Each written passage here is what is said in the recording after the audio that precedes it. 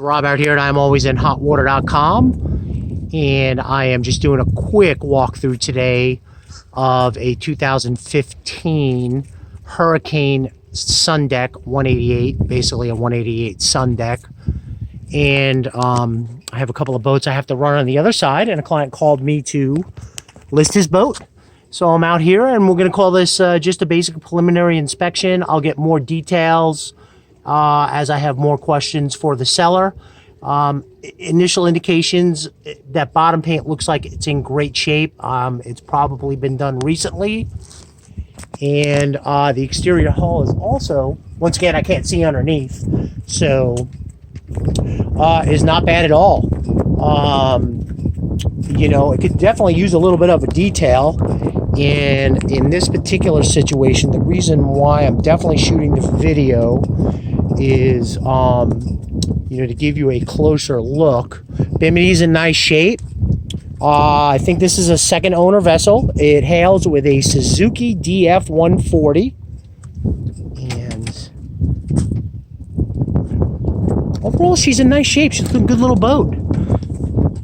And I am pretty sure this also comes with a 2018 trailer. Let me confirm that as well.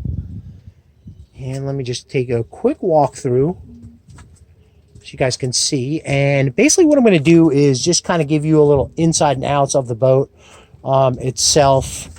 It's pretty wide open. 10-person capacity with the 140 on it. Now, as far as the interior upholstery goes, it's in decent shape. For 2015, and been sitting out at a dock now. I don't know if you can see it in the pictures or in the video, but it has a slight fading on it, but the cushions are in nice shape. They don't feel dried out or crackly. Kind of cushy, but you know, they have a little bit of sun fading, and a little bit of wear and tear, but not too bad at all. And, you know, we got a little stitch right there that's coming apart. And up over here, same thing going on rear of the vessel. You know, cushions are in nice shape with a little bit of fading. You know, the color's just a little bit off from the sun. And I did notice up right here, you got that going on. And as far as the helm seating goes, same type of thing. I mean, overall, we're maintaining the color.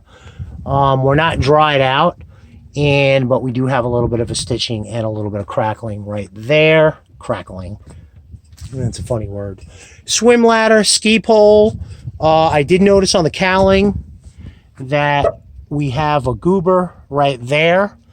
So, you know, how that came about, I have no idea. And up in here,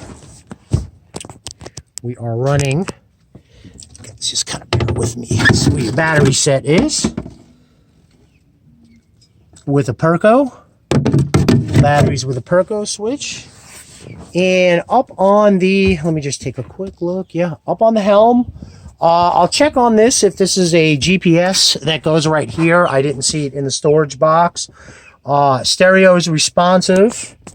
I'm going to turn the key. Voltmeters responsive, fuel gauge, MPH, RPMs. I don't know as far as miles per hour go because I'm not on the water. Let's just check. Down. Yep. Trim gauge seems to be responding. I'm not quite sure. Bilge is responding. Live well is responding. And, you know, you have an onboard depth finder, compass, fusion stereo. And over here, you won't be able to see it, but I took a picture. We're showing we got 1,562.8 hours on the meter. Now, I'm going to assume a lot of that's going to be at idle. And as well, I did notice from being here when I had the key on that this is an actual turn. If the key is just on and you're not running the boat, the clock is still going. So I'm going to assume there's got to be a bunch of hours here that are, well, you guys can't even see that. A bunch of hours here that are really just not going to be even accounted for. My recommendations on the boat, it's a nice boat, and we'll price it accordingly. I did check nav lights. Everything appears to be working that needs to be working for seaworthiness. You know, maybe, you know, we get a compression test done on the engine and pull an engine report, which would be at your cost.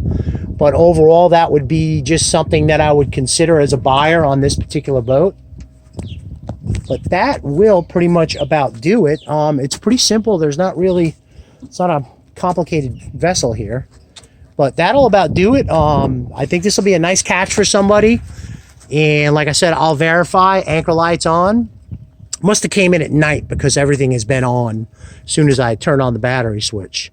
So here we are closing out with a 2015 Hurricane SunDeck with a 188 with a Suzuki DF 140.